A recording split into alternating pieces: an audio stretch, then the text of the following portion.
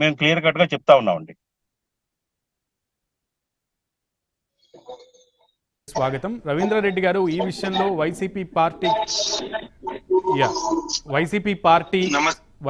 పార్టీకి సంబంధించి క్లియర్గా ఈ విషయంలో అవినాష్ రెడ్డి ఎప్పటికప్పుడు ప్రజలకు క్లారిటీ ఇచ్చే ప్రయత్నం చేస్తున్నారు. ముఖ్యంగా గూగుల్ టేక్అవుట్ని ఎంతవరకు 100% యాక్యురేట్ అనేది ఆ గూగుల్ సంస్థే చెప్పనటువంటి పరిస్థితుల్లో దాన్ని వీరు ఇది ఫేక్గా కూడా అవ్వచ్చు, దీన్ని మనం ట్యాంపర్ కూడా చేయొచ్చు అన్నట్టుగా కూడా ఆయన మాట్లాడినటువంటి విషయం ఉంది, ప్రజలకు చెప్పేటటువంటి విషయం ఉంది. అయితే ఈ విషయంలో సునీత గారు కూడా చాలా క్లియర్గా డిఫెండ్ చేసినటువంటి పరిస్థితి ఉంది. ప్రజలందరికీ చెప్పే ప్రయత్నం చేస్తున్నారు ఆవిడ ప్రతిసారి. హత్య జరిగిన వాటిల్లో డైరెక్ట్గా లేకపోయినా ప్రమేయం అయితే అవినాష్ రెడ్డికి ఉంది. A1, A2, A3, A4గా ఉన్నటువంటి వాళ్ళు అవినాష్ రెడ్డి ప్రిమైసెస్లోనే ఉన్నారు, చాటింగ్ కూడా అయ్యింది, దీనికి సంబంధించి కూడా ఆవిడ చెప్తున్నటువంటి పరిస్థితి. దీన్ని ఎలా చూస్తారు మీరు? సార్, ఇప్పుడు అవినాష్ రెడ్డి గారి ఇంటికి వివేకానంద రెడ్డి గారి ఇంటికి కేవలము 405 మీటర్లు సార్ డిస్టెన్స్ ఉండేది. ఓకే. ఈ 405 మీటర్ల డిస్టెన్స్ లో వాళ్ళు వివేకానంద రెడ్డి గారి ఇంటికి అవినాష్ రెడ్డి గారి ఇంటికి మధ్యగా ఉన్నా కూడా మొత్తం ఆ ప్రిమిసెస్ లోనే చూపిస్తుంది ఆ సిగ్నల్, ఆ టవర్ మొత్తం అంతా కూడా గూగుల్ టేక్అవుట్ అనేది ఏ విధంగా ప్రామాణికంగా చేసుకుని ఈ ముద్దాయిలందరూ అక్కడే ఉన్నారు, అవినాష్ రెడ్డి గారు పంపించారని చెప్పేసి ఏ విధంగా దీన్ని ప్రామాణికంగా చేసుకొని మాట్లాడుతుంది సార్. ఫస్ట్ ఆఫ్ ఆల్ ఇది ఎక్కడైనా సరే ఇది గూగుల్ టేక్అవుట్ ప్రామాణికం కాదని ఆ సంస్థ ఇంతవరకు నిర్ధారించలేదు సార్. ఇంకోటి, ఇప్పుడు సునీతమ్మ గారు కావచ్చు, శర్మిల గారు కావచ్చు, కడప పార్లమెంట్ అభ్యర్థిగా శర్మిలమ్మ గారు పోటీ చేస్తున్నారు. అవినాష్ రెడ్డి గారు నిందితుడు, ముద్దాయి, ఈ కేసులో పాల్గొన్నాడు అని చెప్పేసి మాట్లాడుతుంది కదా శర్మిలమ్మ గారు. ఈ రోజు ఆమెకు ఒకటే ఛాలెంజ్ సార్, మా పార్టీ తరపున కావచ్చు, నా తరపున ఏదైనా సరే సార్, ఈ ఎన్నికలను కడప పార్లమెంట్ ఎన్నికల్లో ఆమె నిలబడుతోంది. ఇప్పుడు ఈ విజయాన్ని రెఫరెండంగా ఆమె భావిస్తుందా అని నేను ఛాలెంజ్ చేస్తున్నాను సార్ శర్మిలమ్మ గారికి. ఒకవేళ ఈ అవినాష్ రెడ్డి గారు వివేకానంద రెడ్డి గారి కేసులో ఏదైనా తప్పు చేసి ఉన్నా, వివేకానంద రెడ్డి గారు వైఎస్ఆర్ గారి ఫ్యామిలీలో మనిషి, ఆయనకు తప్పు జరిగిందంటే వైఎస్ ఫ్యామిలీలో కూడా తప్పు జరిగిందని భావించి ప్రజలందరూ కూడా అవినాష్ రెడ్డి గారికి ఓటేరు. ఈ విషయంలో క్లారిటీ ఉంది అందరికీ కూడా, ఇక్కడ ప్రజలకు కూడా. అవినాష్ రెడ్డి తప్పు చేయలేదు కాబట్టి ఈ రోజు కూడా అవినాష్ రెడ్డి గారికి ఈ రోజు శర్మిలమ్మ గారు నిలబడ్డారు కాబట్టి చెప్తున్నాను సార్, ఆమెకు డిపాజిట్లు రావు, అవినాష్ రెడ్డి గారికి 5 లక్షల మెజారిటీ గ్యారంటీ అనేది ఇక్కడ అందరికి క్లియర్ కట్ గా ఉంది సార్ ఇక్కడ ప్రజల్లో.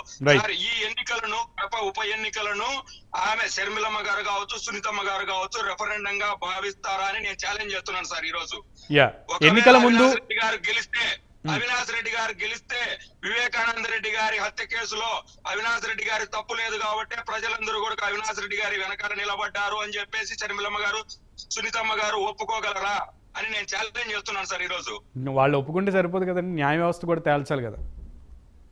న్యాయ వ్యవస్థలో ఎన్నో లోటుపాట్లు, అక్కడ చాలా వరకు కుట్రకోణంలో విచారణ జరుగుతోందని చెప్పేసి కేసు మొదటి నుంచి సిబిఐకి వెళ్ళిన మొదటి రోజు నుంచి కనుక అవినాష్ రెడ్డి గారు కావచ్చు, దేవిరెడ్డి శివశంకర్ రెడ్డి గారు కావచ్చు, ఇంకా మిగతా ఎవరైతే ఉన్నారో వాళ్ళందరూ కూడా, భాస్కర్ రెడ్డి గారు కావచ్చు, మొత్తం అందరూ కూడా మొరబెట్టుకుంటున్నారు సార్. ఈ కేసులో నేను ఒకటి చెప్తాను సార్, ఏదైనా ఒక కేసు తీసుకోండి సార్, ఆ కేసులో ఎవరు ముద్దాయి దొరక్కపోతే ఆ కేసులో ఎవరో ఒకరిని పెట్టి పలానా వాళ్ళు చేశారు, చంద్రబాబు చేశారు, లేదంటే రాహుల్ గాంధీ చేశాడు, వాళ్ళు చేశారంటే ఈ సిబిఐ వాళ్ళు కావచ్చు, ఇంకోరు కావచ్చు, వాళ్ళని వెళ్ళి అరెస్ట్ చేస్తారా sir? Just only hearsay evidence ఆధారంగా అరెస్ట్ చేసేదానికి ఉందా సార్ ఎక్కడైనా సరే? ఈ కుట్రకోణం జరుగుతోంది.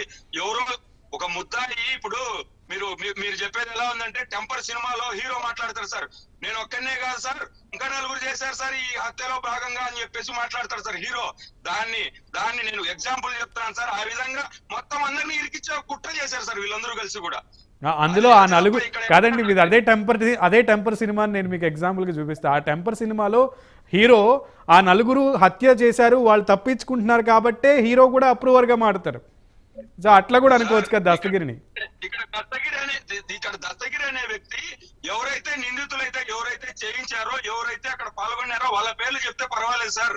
ఇతని కేసులో నుంచి సేఫ్ అవ్వడానికి ఇతన్ని వాళ్ళు రక్షిస్తారేమో అని చెప్పి కుయుక్తులు పడి వీళ్ళందరి పేర్లు చెప్పి, వాళ్ళ పేర్లు చెప్పి, ఎవరి పేర్లైనా చెప్పచ్చు సార్ అతను. ఎందుకంటే డబ్బులకు లొంగిపోయే వ్యక్తి అతను చెప్పిన దాంట్లో సార్ నేను ఒకటి చెప్తాను సార్ క్లియర్ కట్ గా. దస్తగిరి చెప్పిన మాటల ప్రకారం మాట్లాడదాం సార్. దస్తగిరి 164 స్టేట్మెంట్ లో ఏం చెప్పాడు సార్? ఆల్రెడీ వివేకానంద రెడ్డి గారి ఇంట్లో ఉన్న ఎర్రగంగిరెడ్డి మేము ఇంటి వద్దకు వెళ్ళగానే డోర్ తీశాడు, మేము లోపలికి వెళ్ళామని చెప్పాడు సార్. అవును. మరి అదే వివేకానంద రెడ్డి గారి ఇంట్లోకి దర్జాగా వాళ్ళు ముద్దాయిలందరూ లోపలికి వెళ్ళినప్పుడు మరుసటి రోజు సునీతమ్మ గారు ఆ ఇంటి తలుపులు ఎందుకు రిపేర్ చేపించారు, ఆ ఇంటి తలుపులు గొల్లాలు ఎందుకు ఇరిగిపోయినాయి, మొత్తం అన్ని మళ్ళీ రిపేర్ ఎందుకు చేపించారు అని నేను సునీతమ్మ గారికి డైరెక్ట్ అడుగుతున్నాను సార్ నేను ఈరోజు. మరి ఎందుకు గుట్టు చప్పుడు కాకుండా సిబిఐ వాళ్లకు ఈ విషయాన్ని ఎందుకు ధృవీకరించలేదు, సిట్టు 1కు సిట్టు 2కు ఎందుకు ఈ విషయాన్ని ఇంతవరకు చెప్పలేదు, సునీతమ్మ గారు ఈ విషయంలో ఎందుకు దాచిపెట్టారు? ఇంకొకటి సార్, వివేకానంద రెడ్డి గారితో వీళ్ళు బలవంతంగా కొట్టి ఆ విధంగా ఆయన హింసించి ఒక లెటర్ రాపించిన మాట వాస్తవం సార్. కానీ ఆ లెటర్ ను ఎందుకు దాచిపెట్టమన్నారు వివేకానంద రెడ్డి గారి కూతురు మరియు అల్లుడు రాజశేఖర రెడ్డి గారు? ఈ లేఖ సారాంశం ఏంటి, వాళ్ళు ఎందుకు దాచిపెట్టాల్సి వచ్చింది? ఇంకోటి సార్, పిఏ కృష్ణారెడ్డి గారు ఆయన వివేకానంద రెడ్డి గారి వెంట గత 30 సంవత్సరాలుగా ఆయనతో పాటే తిరిగాడు, ఆయన అన్ని పనులు ఆయన చూసేవాడు సార్. మరి అలాంటి వ్యక్తిని ఇదే సునీతమ్మ రాజశేఖర రెడ్డి బెదిరించి ఆయనను నువ్వు ఈ కేసులో అవినాష్ రెడ్డి ఉన్నాడు, అవినాష్ రెడ్డి ఇక్కడ మరకలు దుడిచాడని చెప్పు, లేదంటే ఇంకోటి చేశాడని చెప్పు అని ఎందుకు బెదిరించింది పిఏ కృష్ణారెడ్డిని?